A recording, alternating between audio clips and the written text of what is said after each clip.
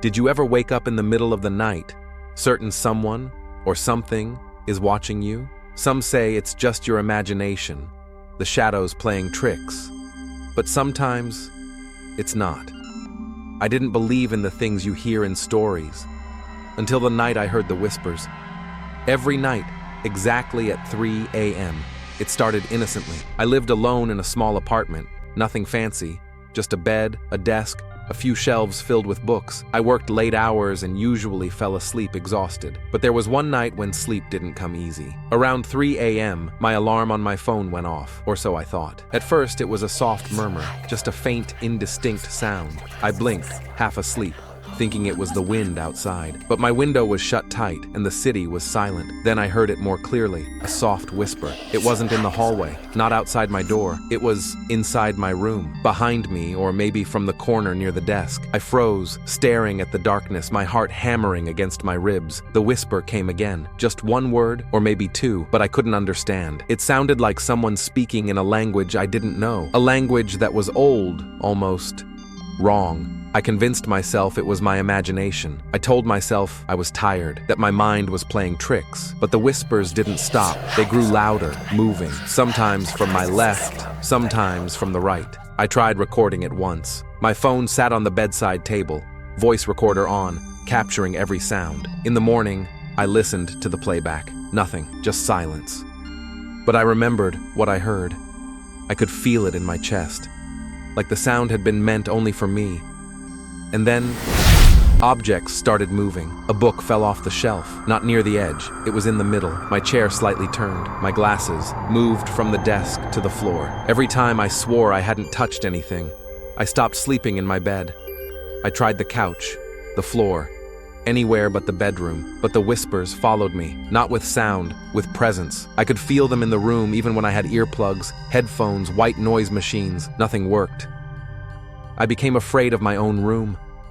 I would sit awake until dawn, staring at the corner near my desk where I felt it watching. Sometimes I thought I saw shadows move against the wall, but every time I blinked, they were gone.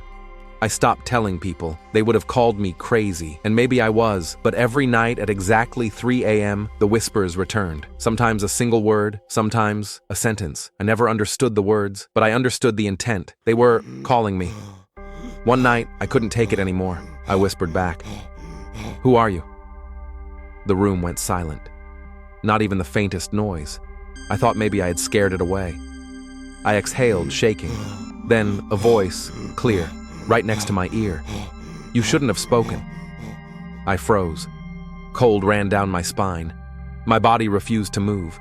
The shadows in the corner seemed to grow, stretch, reaching toward me.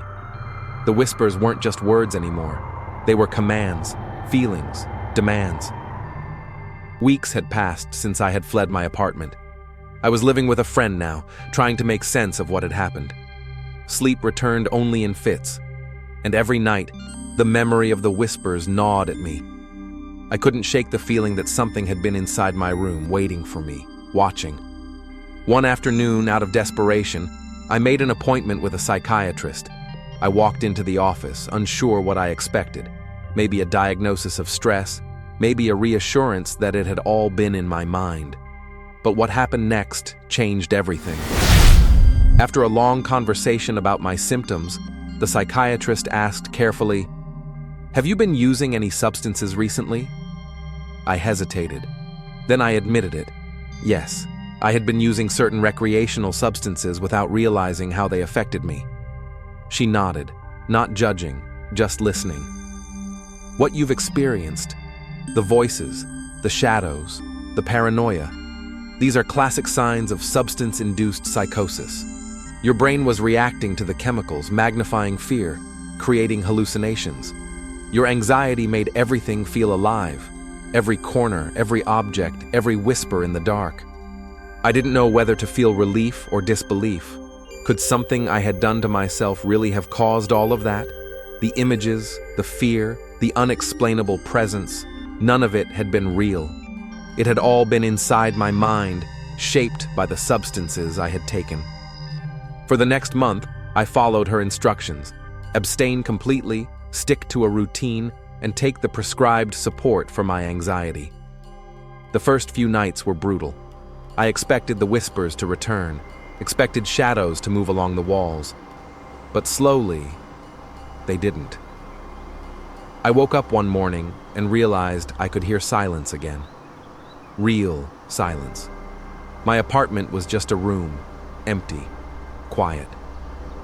It wasn't supernatural. It was my mind, reacting, overwhelmed, and terrified. I had been haunted not by spirits, but by my own chemistry, and by the fear that chemistry had created. Sometimes, the things we fear the most aren't ghosts or spirits or shadows. They're the consequences of the choices we make, and the fragile nature of our minds. Have you ever experienced voices, shadows, or strange sensations you couldn't explain? Leave a comment below. Tell me your story. And don't forget to subscribe to Zedalore for more creepy stories, psychological mysteries, and terrifying experiences. Just remember, not every horror is paranormal. Some of it comes from within.